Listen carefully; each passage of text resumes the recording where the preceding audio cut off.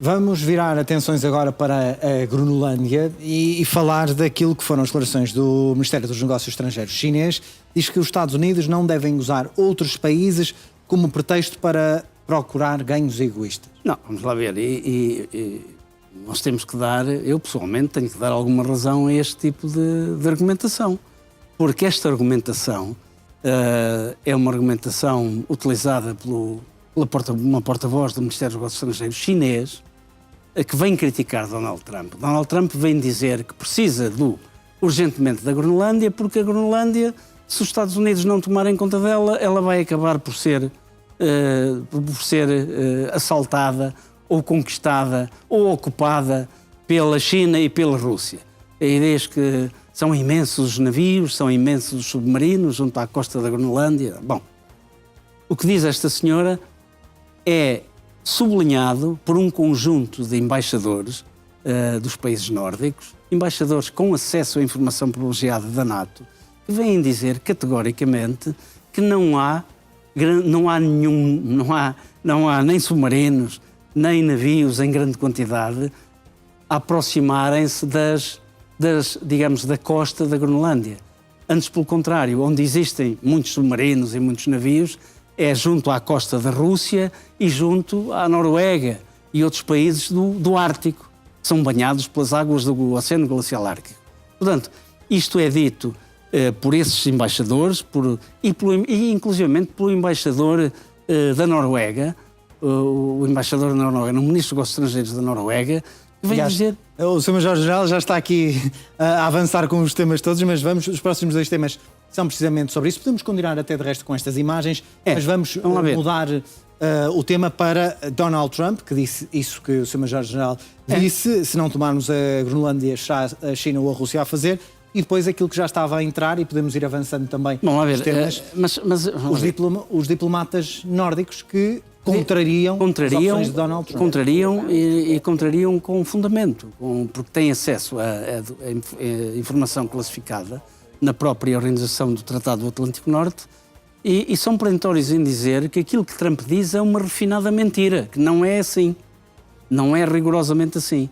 E onde existe grande quantidade de navios e submarinos, navios de superfície e submarinos, é mais junto à costa russa, que é cerca de 51% da costa do Oceano Glacial Ártico, é russa, é território da Federação Russa, e junto à Noruega, por exemplo, como dizem entidades da própria Noruega. Portanto, não é bem verdade. Este tipo de argumentação, como também diz a porta-voz do Ministério dos Negócios Estrangeiros chinês, é uma argumentação, ela diz que não se deve utilizar esse tipo de argumentação colocando a culpa nos outros quando se quer atingir determinados objetivos. Portanto, porque o que Trump quer, no fundo, é ter acesso a 2 milhões de quilómetros quadrados, quer transformar a maior ilha mundial, gelada na sua grande maioria, no 51º Estado norte-americano. E quer fazer isso a bem ou a mal, como ele diz. A Groenlândia tem que ser nossa, ou de uma maneira ou de outra. Portanto, é isto que se está a passar. Agora, deixe-me só dizer-lhe o seguinte, ainda na semana passada, foi feita uma pergunta aos cerca de 56 mil habitantes da Groenlândia se pretendiam deixar de ser cidadãos dinamarqueses e se pretendiam passar a ser cidadãos norte-americanos.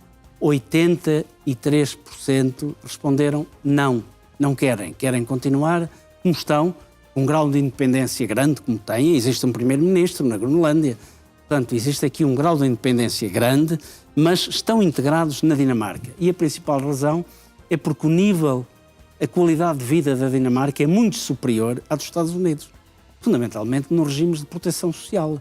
Nós sabemos que não são os 100 mil dólares que cada um deles podia receber. E a Groenlândia está muito bem organizada, não é? Está extraordinariamente muito bem organizada, porque a Groenlândia faz parte do reino da Dinamarca, assim como fazem as Ilhas Faroé e a Península da Jutlândia, que é, no fundo, a Dinamarca em si. Portanto, nós sabemos que a Dinamarca é um dos países mais prósperos do mundo, mais evoluído e com um sistema de proteção social como há poucos no mundo. Portanto, os habitantes da Groenlândia, os groenlandeses, estão muito bem e recomendam-se e não estão com vontade de mudar a sua bandeira ou entregar a sua soberania aos Estados Unidos. Esta aqui é Esta aqui é a verdade. Já vamos olhar para o papel da NATO em tudo isto, mas antes vamos olhar para algumas declarações de Donald Trump em relação à NATO. Ele diz que gosta da NATO, mas faz uma pergunta. Se fossem os Estados Unidos a precisarem da NATO, estariam lá para nós? Isso é um nonsense. Isso é algo que revela que Donald Trump ou acha que nós somos todos idiotas, ou ele próprio devia procurar inteirar-se melhor das coisas. Porque a NATO foi criada em 1949, em Washington, com uma carta constituinte conhecida pelo Tratado de Washington, e desde a sua criação, sendo Portugal um país fundador também, como nós sabemos, a única vez que foi evocado o artigo 5º, que é o artigo segundo o qual é um por todos, todos por um, no caso de ataque a um deles, os outros devem estar disponíveis para o auxiliar. O único país que evocou o artigo 5º, nestes 80 anos de história da NATO, foram os Estados Unidos. Quando as Torres Gêmeas foram atacadas e quando o Pentágono foi atacado, em 2001. Os Estados Unidos evocaram o artigo 5º, os países disponibilizaram-se a ajudar este combate contra o terrorismo transnacional de cariz islâmico radical e viram-se envolvidos em operações em vários locais.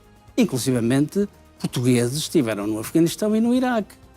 Canadianos estiveram a combater no Iraque e no Afeganistão, ingleses, Portanto, esse etc. argumento de Donald Trump... Esse argumento de Donald Trump é completamente falacioso, é uma mentira refinada. E é algo que fica mal ao presidente norte-americano referir. Porque se alguém precisou da NATO, até hoje, em termos reais e em operações, foram os Estados Unidos e não o contrário. Portanto, é um facto que os Estados Unidos têm sido o maior contribuinte líquido para a NATO. Isso é inegável. É importante aquilo que Donald Trump fez, a exigir que os parceiros europeus da NATO investissem mais em defesa.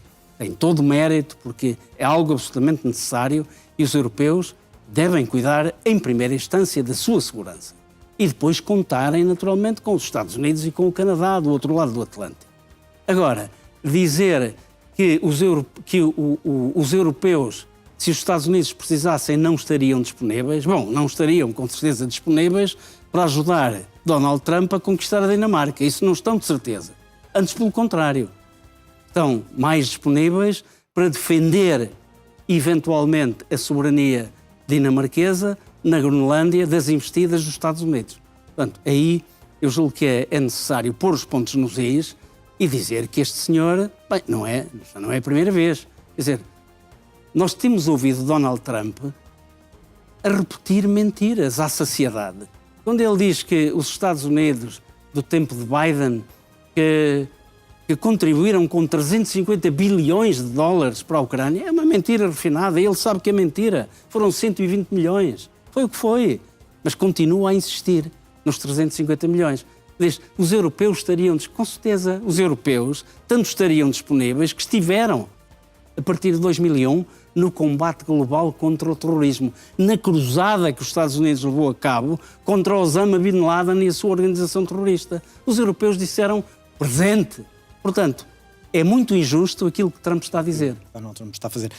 Agora, a Europa está preocupada com o silêncio da NATO sobre as declarações de Donald Trump. Porque a NATO, este é um problema complicadíssimo, porque trata-se de dois aliados da NATO, trata-se da Dinamarca e dos Estados Unidos, trata-se de uma pretensão que não faz qualquer tipo de sentido.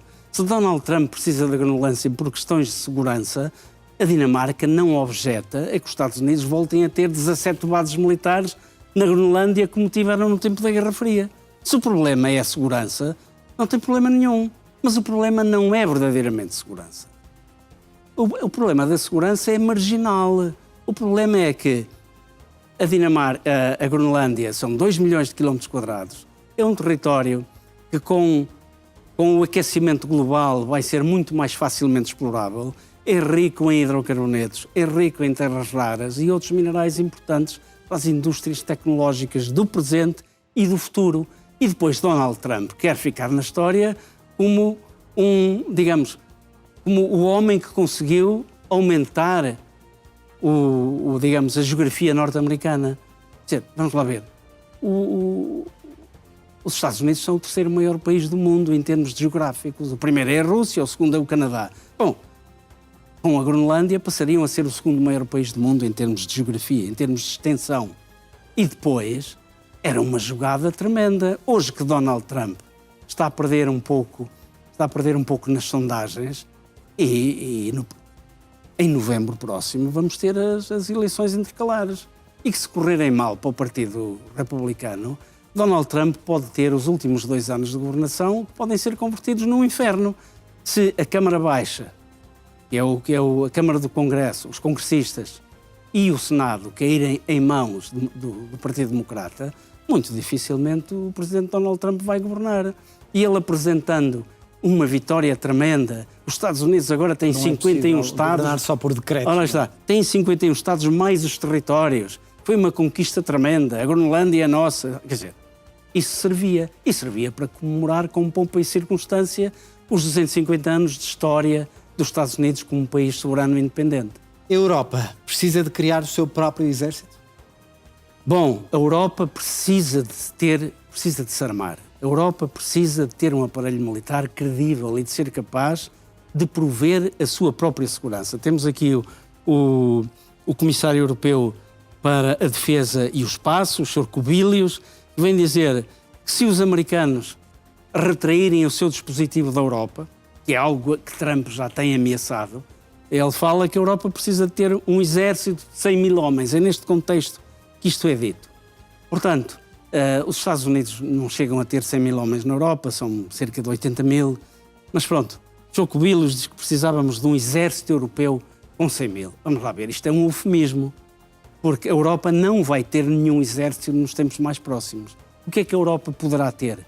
Poderá fazer um esforço de coordenação entre os países para que os países, e esses sim, disponibilizem uma força, criando um quartel-general capaz de a comandar, uma força conjunta e combinada de cerca de 100 mil homens. Mas quer dizer, mas não é um exército europeu, porque só pode existir um exército europeu se a União Europeia evoluir para um modelo político diferente do atual.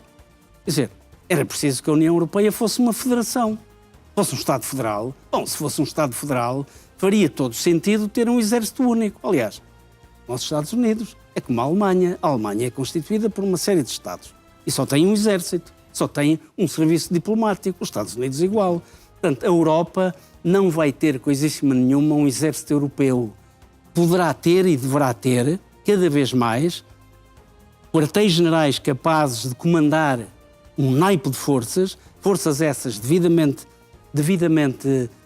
armadas, equipadas, adestradas e compatíveis, interoperáveis umas com as outras, mas quer dizer, pertencentes a cada país.